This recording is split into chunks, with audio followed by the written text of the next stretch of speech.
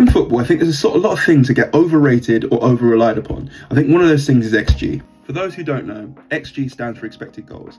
It's the likelihood of a goal-scoring opportunity being converted. It's rated from a score from 0 to 1. It's just a tool, it's just a metric, right? So, for example, if you get a free kick on the edge of the box or the edge of the D, the score rating would be between 0.05 to 0.08. That means out of every 100 free kicks from that position that have been taken, 5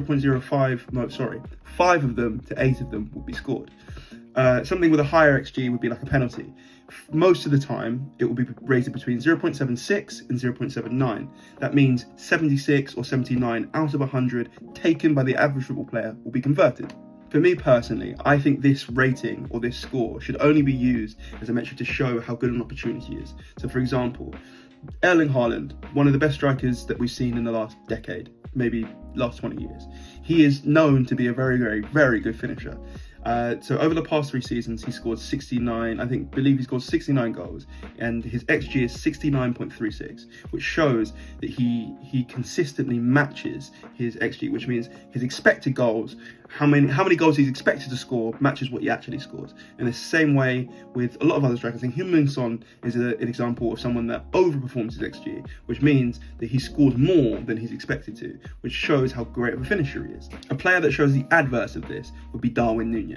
Don't get me wrong, I think Darwin Núñez is amazing. I'm a Liverpool fan myself, and I think he was chaos personified, and I think he was so entertaining to watch, but also really, really frustrating.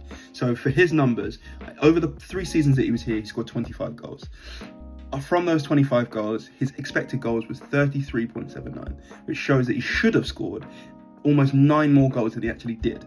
Now, that doesn't say that he's not a great striker or he's not a good striker, because then you watch his goal against Bournemouth, where he takes the ball, takes a terrible touch, and then pings it into the top corner. Or another good example is his chip against Brentford. XG is not a definitive measure of how good a player is or how good a team is performing. It is just there to be a measurement of how good the chance is. As I was saying earlier, a penalty is a great goal scoring opportunity, but does not mean that everyone has the same rating in scoring a penalty. It's obvious that someone like Ivan Toney would probably bury more penalties and score more penalties than someone like Ibrahima Konate. Regardless of who's taking the penalty, it will still be scored the same. And that's why you have to have a little bit of nuance, and you can't just fully trust XG or any stat, because you have to use your eyes sometimes. You have to be locked in enough to understand that Ivan Toney, as I said, would have a better goal scoring chance than probably most centre-halves, other than Harry Maguire and Virgil van Dijk, who seem to put their penalties top bins.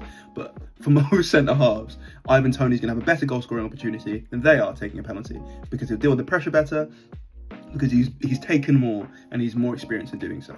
I think this season Aston Villa have shown that XG can be misused and misconstrued to mean either a team is performing or underperforming. In this case, underperforming. Aston Villa started this season very, very poorly. They didn't score in their first 4 games and didn't get a win until their 6th. Now they found themselves 3rd in the table, coming off an 11-game winning streak and 12 wins out of 13. At this point, after 21 games, Aston Villa's XG is 25.7, but they've actually scored 33. I felt as I watched Aston Villa performing so well in their 11-game winning streak, I felt they were always winning by a screamer. That's not to say that all their performances were world-class or they were the best side in the game, but it showed that the player quality was enough to get them over the line. I think Aston Villa this season have exposed the flaw in expected goals as a be-all and end-all system. The problem I have with XG is it doesn't equate for individual brilliance. So when Morgan Rogers is making chances look easy because of his individual brilliance, because of how good of a football player he is, it makes it seem as if the chance isn't a good one, but for him it will be. And that's where I understand the viewpoint of people that call it utter work nonsense or don't really believe in it, because the eye test has to come in somewhere. You have to sit down and watch a player and understand that they are good regardless of what the numbers say. On the opposite side, I can appreciate that XG is a useful tool to show a snapshot of how players are currently performing or a team is currently performing. At the end of the day, it is just a tool, and a tool can help you build a house, but it is not a house by itself.